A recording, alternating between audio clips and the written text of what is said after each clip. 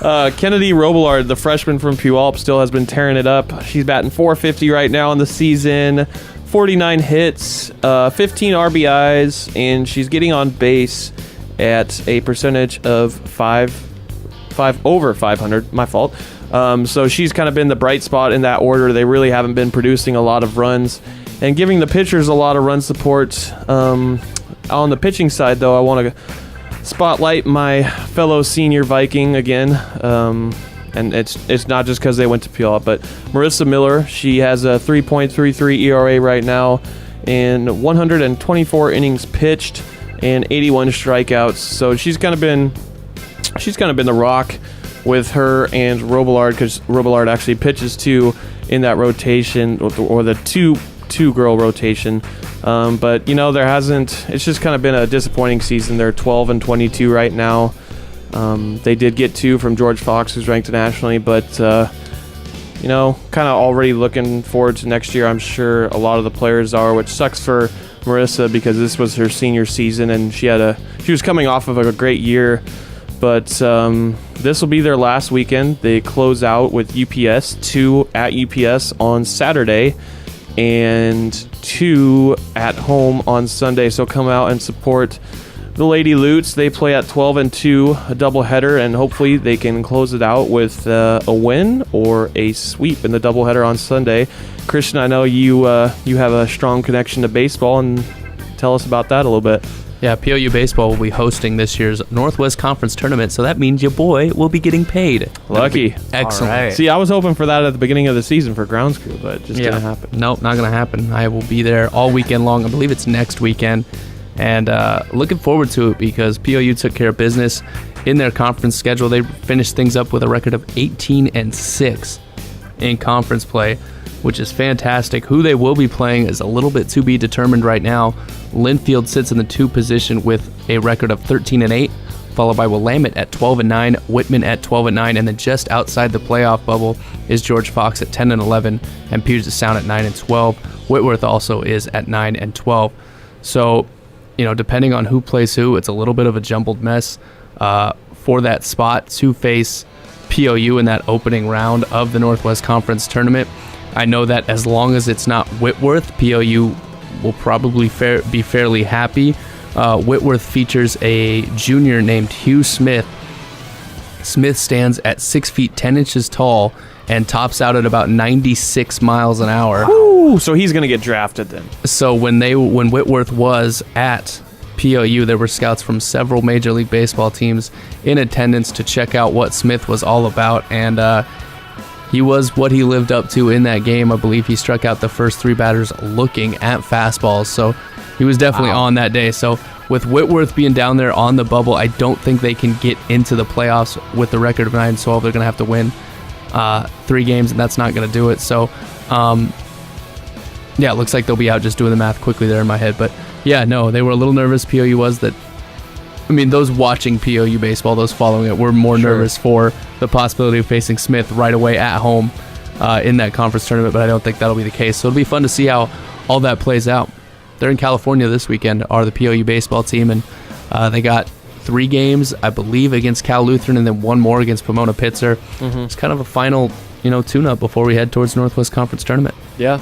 All right, lots to look forward to. Are there any players you want to highlight off the top of your head there, Christian? Oh, Adam Stump. Every time I want to highlight Adam Stump, he's the man. Best bullpen catcher out there, right?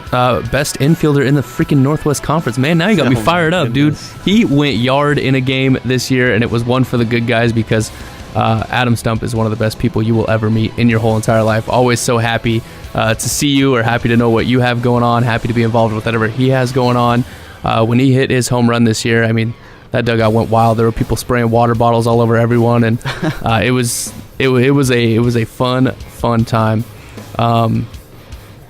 For what they've done offensively, I'll go with Jacob Bockley. He's been absurd with a bat in his hands in the batter's box for the Lutes this year. I think he's near the top of the conference with about 7 home runs and looking to build on exactly that. Exactly 7.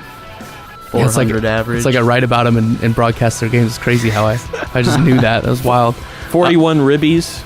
Yeah, 2 of those 7 home runs from Bockley were walk-off dingle bingles for the win. Dingle at bingles. home. Doink! I like that one. At home, he hit one off the flagpole and then flipped one on an 0-2 pitch against Whitworth in the bottom of the 13th inning. Flipped one the opposite way that went over the shed out in left field. Just threw his hands at it and it went out. That's a pretty good poke right there. Are you kidding me? It was absurd. So Jacob Bockley's been nuts for the Lutes. On the mound, it's been all about the freshman Justin Armbruster. We knew about Chad Gideon coming into this year. He's been the ace of the staff, but Armbruster usually gets a start on that 3rd game, and he's pitched really, really well for them. So I think they're a more complete team, are the POU baseball team, than a lot of people thought they would be coming in. Again, they lost 11 seniors last year, so... and a lot of those guys were legit dudes. They lost a middle infield. They lost a handful of outfielders. They lost a bunch of guys on the mound. So, no, they've been a much more complete team than I thought that a lot of people thought they would be. And they put it all together. And now we're just kind of waiting to see how it happens in the conference tournament next weekend. You mentioned Adam Stump. He is a great guy. Like another Puyallup Viking. Just want to point that out. But even in high school, he sat behind Brendan Ilias, who's now, I believe, at North Carolina. And the only reason I said best bullpen catchers because that's what he told me earlier in the season. But very humble guy is Stump. Yeah. But no, he just, I'm sure he comes to practice every day with a smile on his face, ready to work, because that's just the guy he is. He's always positive, always upbeat, and it was great to hear. I wasn't at the game, but it was great to hear that he hit a dinger. It was great. I loved it. Yeah. Loved it. That's Is what this a pretty veteran team that PLU's got this year, or most of them been to the playoffs before? They've been to the playoffs before, but I wouldn't say it's a veteran group. It's not a veteran group, but there's pieces that have been there for a while, and there's a lot of new pieces like Torrey Doughton. He's playing shortstop for the team this year because of the loss of Austin Gormley. Both of them were, I think, underclassmen, either Doughton as a freshman and Gormley as a sophomore, maybe. I can't remember off the top of my head. But there are definitely new pieces in different positions. Like we mentioned, the freshman arm, Justin Armbruster, Alex Gregory, another freshman arm, both of those guys out of the Metro League up there in Seattle. But yeah, it's unique because of how many different pieces, even with the familiar faces, how many different pieces they had to find spots for. We saw Anthony Gosselin, who's a transfer here. He transferred here last year. It's his 2nd year at POU. He's a senior. He started the year playing second base, then all of a sudden he was back over there at third base. Adam Stump played some third base, then he switched back over to second base. Doughton played second, third, and then now he's found a home at shortstop. Jacob Bockley's been a DH and a right fielder. It's just the process of what they've had to go through over 24 games to figure out where each piece fits the best has been pretty fun to follow, and I think they got everyone kind of plugged into where they want them to be.